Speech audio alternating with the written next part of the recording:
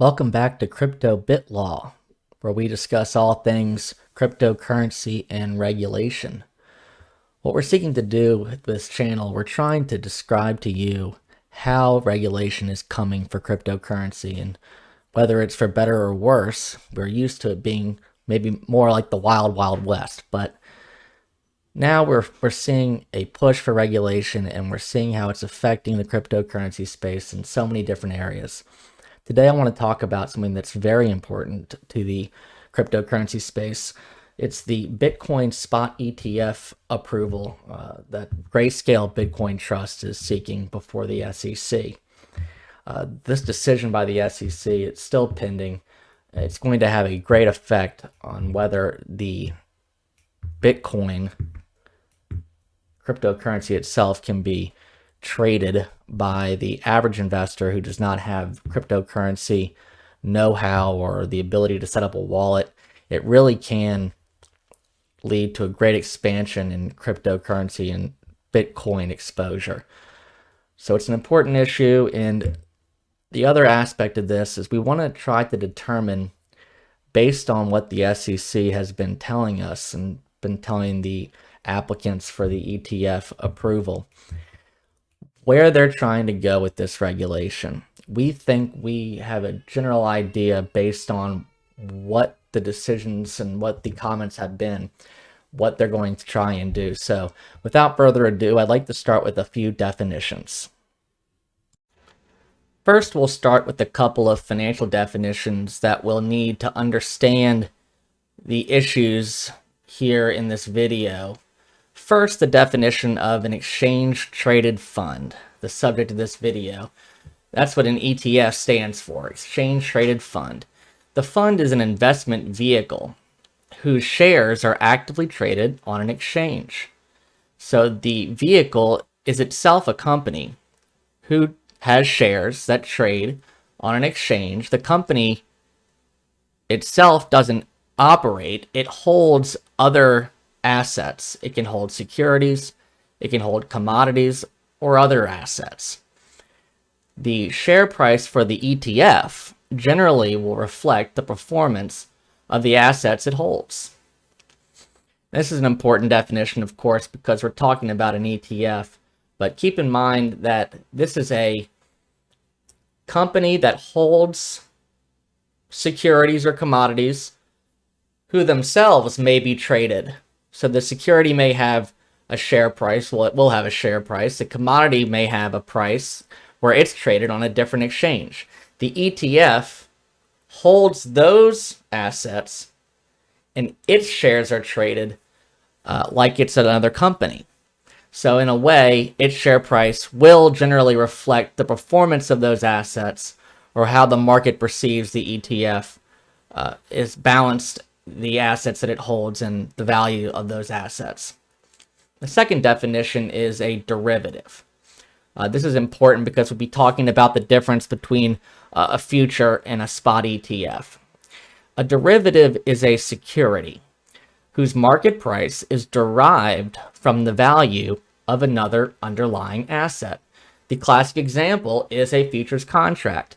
A futures contract is a contract between two people where one person promises to deliver an asset for a specific price at a specified future time. The contract price is derived, hence the name derivative, from the current price of the asset, along with some other factors in a mathematical formula.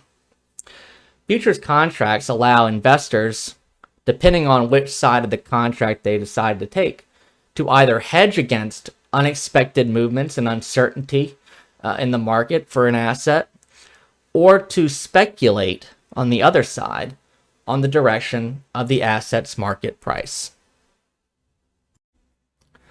And now for a more particular description of the two funds we're discussing today, the Bitcoin Futures ETF and the Bitcoin Spot ETF. The Futures ETF will regularly invest in Bitcoin futures and possibly other assets. The way the futures aspect works is the ETF will roll over expiring futures. Now, what does that mean? It means that as these futures, as we discussed in the last slide, as they approach their expiration date or their delivery date, the ETF will dispose or otherwise divest of that expiring future and will acquire a new one for a similar amount for a new time period. That way they're able to maintain a relatively stable level of assets. So investors who want to get exposure to Bitcoin or to the cryptocurrency space can purchase shares of the ETF, as we discussed earlier.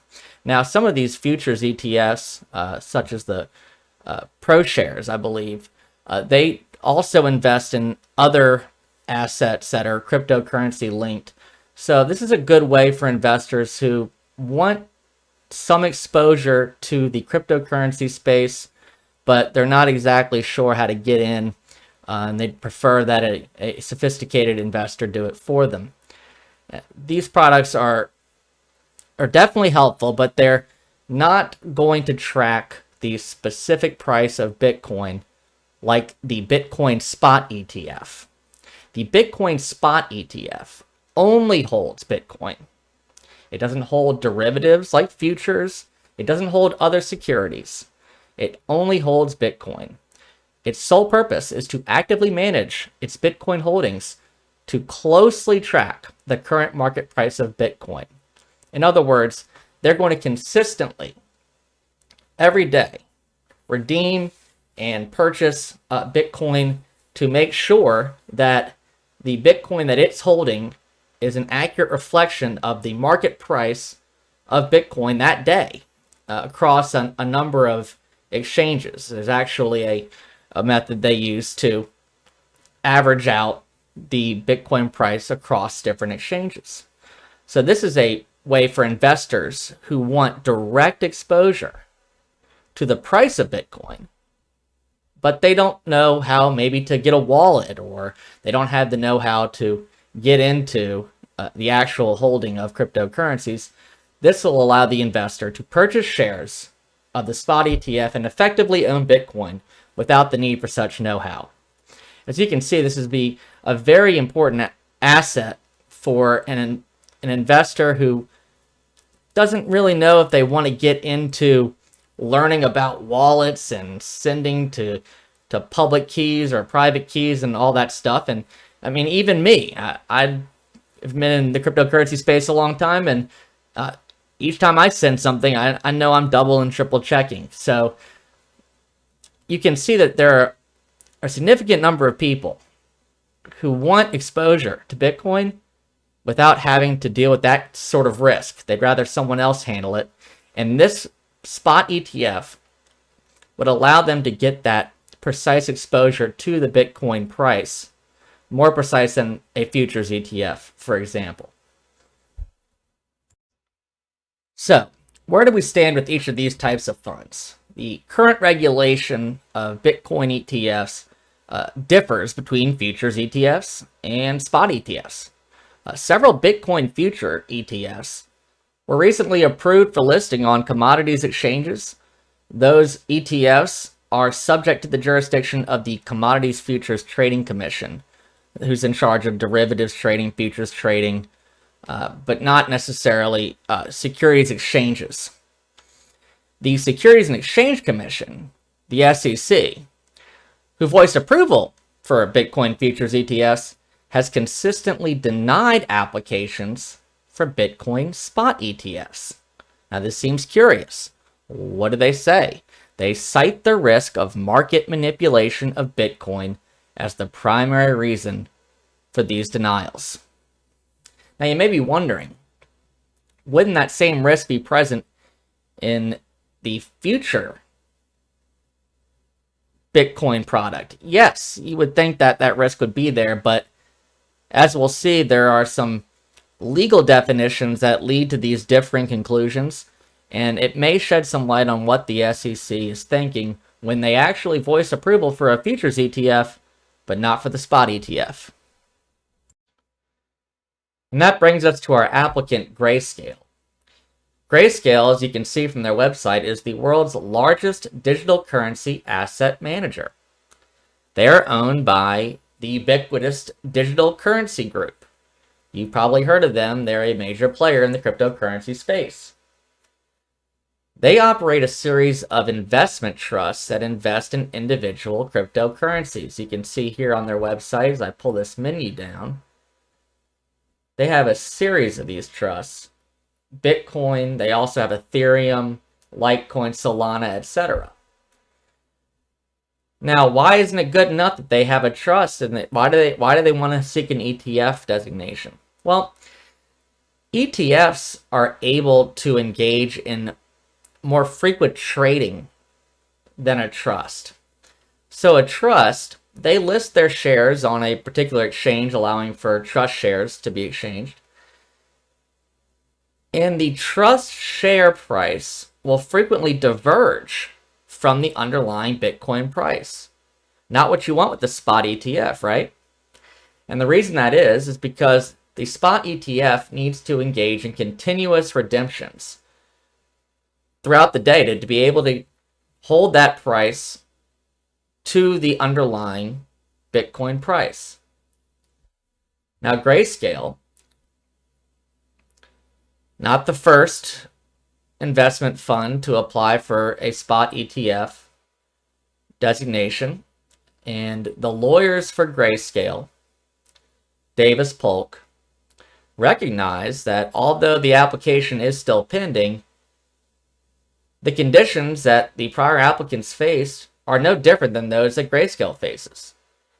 And so they wrote a letter to the SEC in an attempt to try to argue against some of those prior reasons for denial that we touched on earlier. And we're going to go through that letter. It's going to guide us through the issues that are presented by the SEC and the issues that were faced by the prior applicants and with Grayscale. And here's the letter from Davis Polk to the Securities and Exchange Commission Secretary, Ms. Vanessa Countryman. It's written on November 29th, 2021, just under a month and a half ago. And what I'm going to try to do with this letter, it's 15 pages, and there's a lot of legalese, and I'm trying to break it down as simple as possible. We're going to skip over a lot of the text, of course, but I want to get the salient points in so we can try to understand Davis Polk's argument, which is an effective argument, but also what the Securities and Exchange Commission could be thinking, because we don't have another written document or letter fully indicating the full thought process of the SEC in denying these ETFs. There are other denials that I've looked through, and they do explain it a little bit more than Davis Polk did in this letter, but what the SEC has not done is lay out a roadmap for how a company could qualify under the rules that we're going to go over. And so it's left to us to try to figure out what the SEC is thinking. Now, I want to say this at the outset. The commissioner of the SEC is a guy named Gary Gensler. You might have heard of him.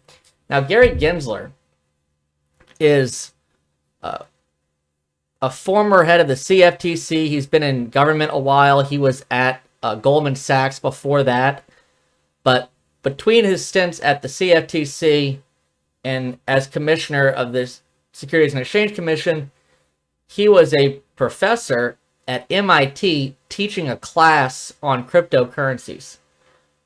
That class, all of the classes are posted online. I'm going to recommend that you go and listen to some of these videos. Mr. Gensler is very, very knowledgeable about cryptocurrencies. He's very, very knowledgeable about securities laws. So we need to assume that even though we don't have very many statements from Mr. Gensler in writing, we do have a couple in this letter. And even though we are going to be reading from Davis Polk's perspective, Mr. Gensler does know what he's talking about, and we're going to give him the benefit of the doubt and try to understand the rationale. So that's where we're coming from with this analysis.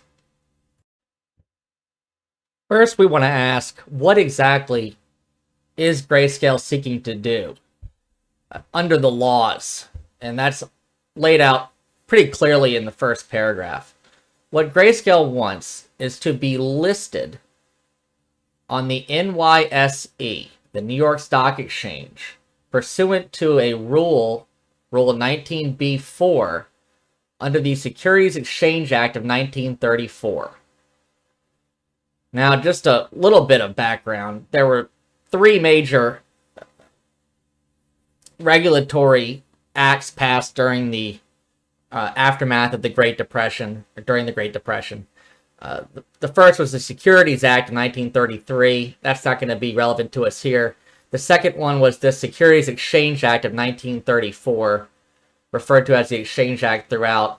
The third one was the Investment Company Act of 1940. And we're about to find out just in a minute how important the application of these two acts is in determining how a spot ETF is going to be treated versus a futures ETF. It really is the operative difference. And I'm going to draw your attention first to the last three letters of that first paragraph. ETP. Now, I've been saying ETF the whole time, and that's generally what we say colloquially. But in this letter, we're going to see ETP, Exchange Traded Product. The footnote's going to tell us what the difference is. And it's a small footnote. I didn't even highlight it, but I'll just tell you. ETP is a broader term that includes funds and other types of vehicles that aren't necessarily exchange-traded funds. So we get from this footnote the actual definition of what an exchange-traded fund or ETF is. An ETF is an investment vehicle that has to register under the Investment Company Act of 1940. Now, the reason we're using the term ETP is because the Grayscale Bitcoin Trust is not subject to the Investment Company Act of 1940. And that's the big difference here. And we'll skip straight to the highlighted portion at the bottom of this page.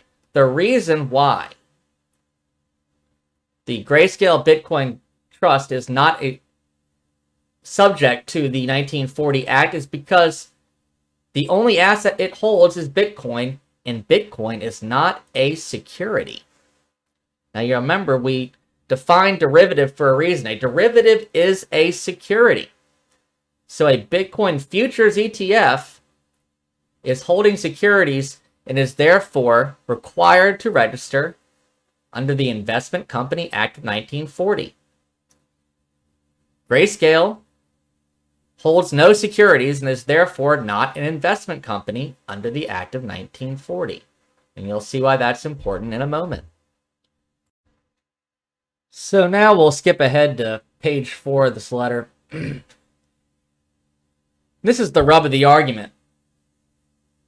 The commission, as I said at the beginning of this video, had recently approved the futures ETPs, or ETFs, as recently as August 2021. There's the 3 of them that were actually listed.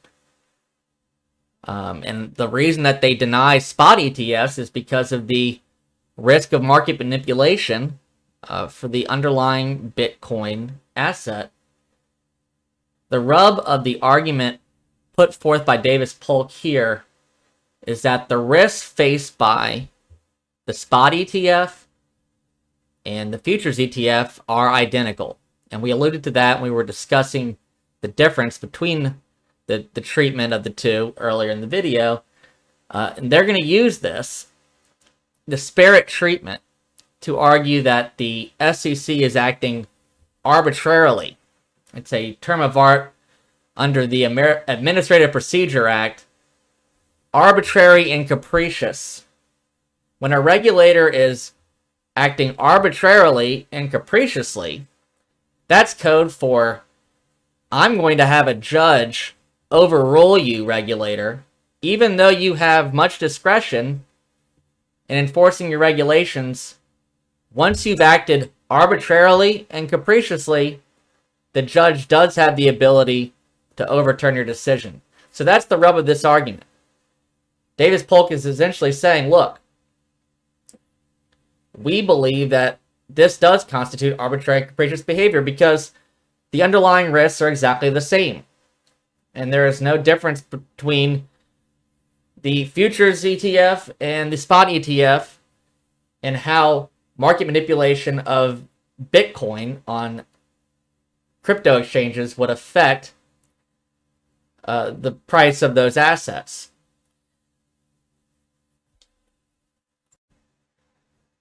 I'd like to point out this footnote here. This is a quote from Gary Gensler. He's pointing out why he is comfortable with listing ETFs, specifically those ETPs that are subject to the 1940 Act. He says, and I quote, "When combined with the other federal securities laws, the 40 Act provides significant investor protections. Given these important protections, I look forward to the staff's review of such filings, particularly if those are limited to these CME-traded Bitcoin futures." The CME is the Chicago Mercantile Exchange, where futures and derivatives and commodities are traded. Now, so what he's suggesting is, if the 40 Act applies, he's comfortable with those submissions. Where it does not apply, we're going to have to find another regime. And that regime is going to be found in the 1934 Securities Exchange Act, a section in there called Section 6B5. Section 6B5 has been the basis for all prior rejections. So now we're getting to the heart of the matter. Section 6B5 requires that an exchange must comply with the directive to prevent fraudulent and manipulative acts and practices and to protect investors and the public interest. There are two ways that the exchange can do this, one or the other. Either it enters into a comprehensive surveillance sharing agreement with a regulated market of significant size related to the underlying or referenced Bitcoin assets. Remember that word significant. We need to figure out what is a significant size. The other important word here is regulated. We need to decide what a regulated market is. The second method you could establish this compliance is if you were able to show that the underlying market was inherently unique to resistance or manipulation. I just don't see how this could ever be met, so we're not going to delve into it too much. And I think the first one is really where the SEC is trying to go here. Again, we skip ahead here to page 7. Another quote from Gary Gensler, just to drive the point home here. In August 2021, when they signaled that they would be allowing futures ETFs, he said, "I anticipate that there will be filings with regard to exchange-traded funds under the Investment Company Act of 1940. When combined with the other federal securities laws, the 40 Act provides significant investor protections." And then it repeats what we read earlier. So that was the signal. The SEC chair signaled, we're going to allow this. We look forward to this. We want there to be a Bitcoin future listed because we are comfortable with the protections of the 1940 Act. Now, scroll down for a moment here. This is the point. And you'll notice that this paragraph where I've highlighted one sentence starts under the APA. So what we're doing now as lawyers is we're saying, here's the law, and here's the relevant fact, and under the application of the law to my relevant fact, I win. The indisputable fact in italics, Bitcoin pricing, whether in the spot or futures market, is determined in the digital asset trading platforms where supply and demand interact. Those are the exchanges that we all know in the cryptocurrency space. What Davis Polk is arguing, that whether we're talking about a spot ETF or a futures market, we're still looking to the centralized exchanges like Coinbase and Binance, Kraken, etc., or maybe even to decentralized exchanges. I'm not sure that they will end up playing a role in the SEC's mind, but there's not nearly enough information for me to determine that. But the point here is, Davis Polk is saying, look, there is no relevant difference here in the treatment of spot versus futures markets. It appears the only difference is one type of fund happens to be subject to a law passed in 1940, and the other one isn't, and therefore must comply with another law passed in 1934. And I say those years to indicate that they were written a long time ago. Perhaps they didn't anticipate this particular situation. And I think that's why this argument is particularly effective. Because the facts on the ground are, we're still looking at whether there's manipulation on Binance or Coinbase Pro or Kraken or FTX or whichever exchange you want to pick. And so the real question here is going to be, are any of these exchanges able to participate in the type of surveillance sharing agreement that was referenced in Rule 6b-5? So now to delve into why the 1940 Act is getting this different treatment. The 1940 Act required the registration by investment companies, and it required them to engage in more investor disclosures. A lot of these securities laws are about disclosure. And so I guess if you had a company back then when the law was written that was engaged in buying and selling securities, you wanted to prevent abuses by those companies in issuing shares of their companies by requiring that they disclose the assets that they hold and their practice in managing those assets. And there's a list of abuses that the Act seeks to avoid, and you can read those to yourself. Then there's the 5 basic objectives to meet those. Importantly, though, for us, highlighted portion here, the 40 Act is not trying to look inside of the investment company to regulate those assets. As the Fifth Circuit Court of Appeals said, the history and whole pattern of the Investment Company Act convinces us that Congress intended to deter mismanagement of investment companies for the protection of the investment company security holders, not to regulate the management of companies in which investment companies put their funds. So, if you are a exchange-traded fund subject to the Investment Company Act of 1940, in applying the 1940 Act, we're not going to go look inside and see what type of assets you're holding. We're just going to require that you comply with these 5 basic objectives. We want to prevent the investment company from acting badly to the public. We're not going to go look and see if the securities that the investment company is holding are themselves complying with the securities laws. That's an important difference.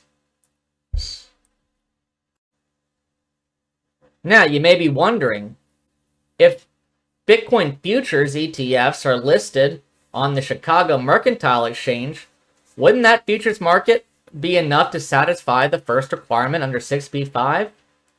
Well, no, it wouldn't in the SEC's view. Because each time that argument was posed, which it had apparently been posed multiple times, the commission rejected it. Really, the basis of that rejection is the CFTC has no authority to oversee underlying Bitcoin spot markets. And so the CFTC can't look into market manipulation in these crypto exchanges. Now, Davis Polk's going to argue, look, if we're not getting the protections against market manipulation from the CFTC in the case of futures ETFs, then why are they getting the special treatment in the first place? And look, it's a pretty good argument.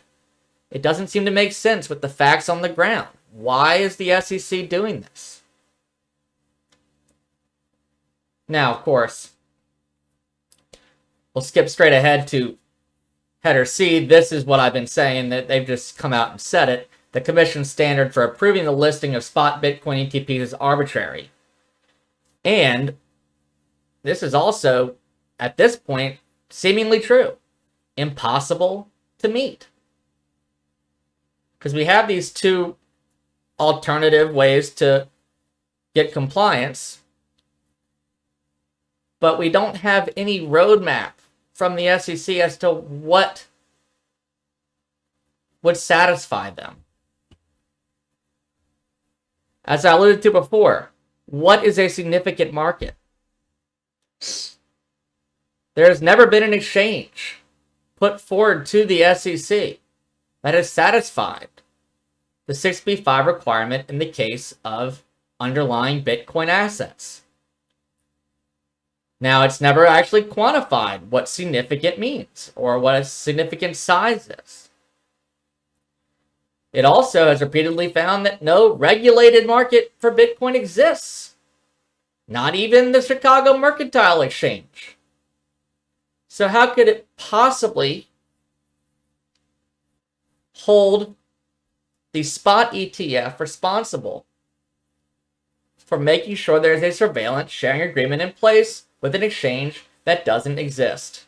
This is the key question. Where is this exchange that can meet the requirements of the SEC? So what's the standard that crypto exchange that is, would have to meet to be able to participate in some sort of surveillance sharing agreement? Well, what's a significant market? That was the first question. A significant market would include a market or group of markets as to which A, there is a reasonable likelihood that a person attempting to manipulate the ETP would have to trade on that market to successfully manipulate the ETP, so that the surveillance sharing agreement would be effective. And then B, it is unlikely that trading in the ETP would be the predominant influence on prices in that market. So no one's met that standard yet.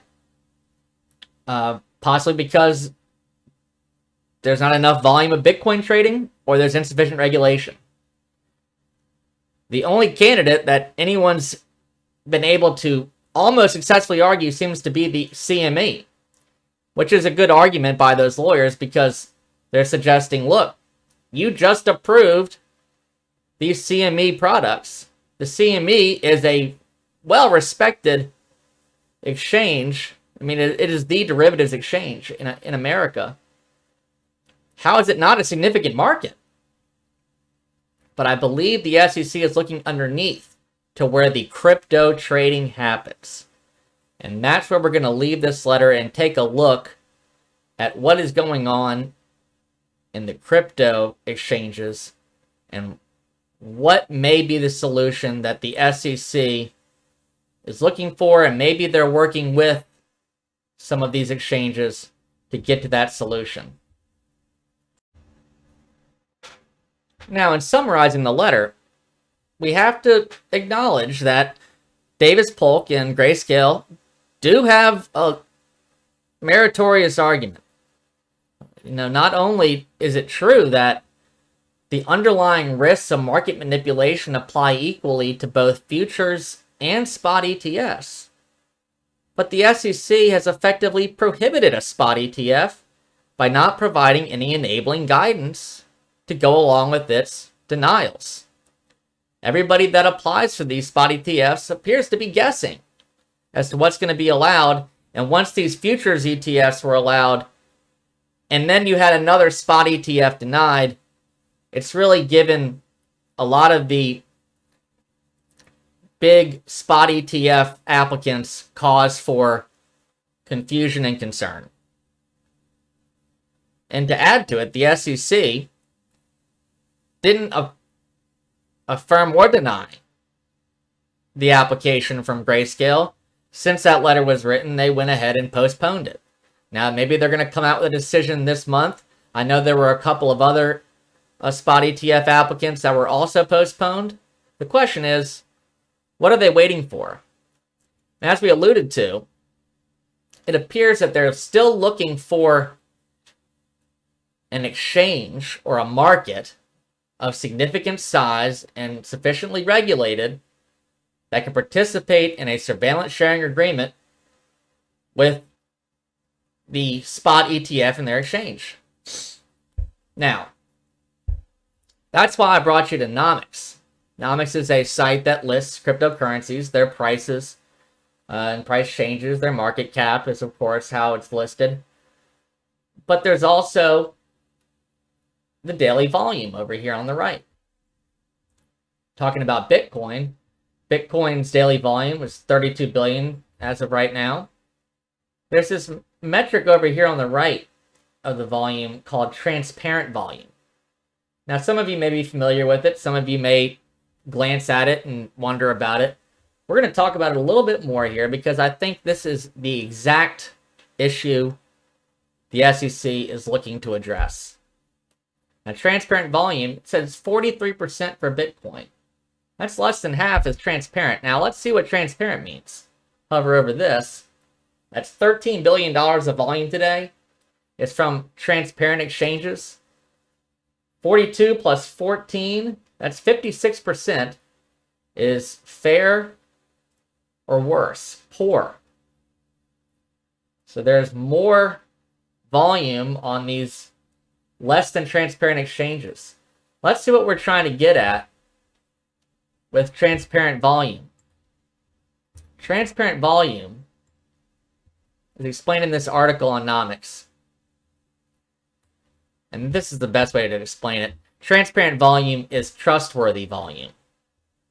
Meaning that these exchanges, where they get this data from, have all of their information available for audit, for review by anybody who wants to look, because they have nothing to hide, and they want everyone to be able to see what is going on their exchange.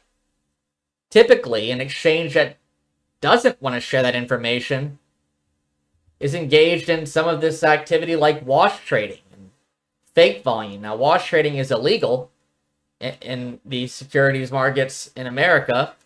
It's a form of pump and dump where the bad actor will collude with the exchange in buying and selling the same asset to manipulate the price to get investors, retail investors, unsuspecting investors excited about a price movement, and then they'll flip it the other way and make money off of the unsuspecting investor. There's a reason it's illegal. It's been illegal in the United States for a long time, and it is happening on some of these exchanges. So transparent volume is trying to figure out how much of this volume do we know for certain is legitimate volume. Two parties exchanging the asset at the price that they agree upon, as opposed to some of this volume is being pumped by a bad actor in collusion with this exchange, and this exchange doesn't provide enough information for us to determine whether it's happening and whether it can be stopped. And this is exactly what the SEC is worried about. Market manipulation. Bitcoin, today it says 43% transparent volume. When you go down here, Bitcoin's transparent volume, according to the broad analysis that Nomics is doing, is only 17%. Now, if I'm Gary Gensler and I'm worried about market manipulation on the underlying Bitcoin crypto markets, that's a concern for me. And that may explain why he's hesitant to approve these spot ETFs.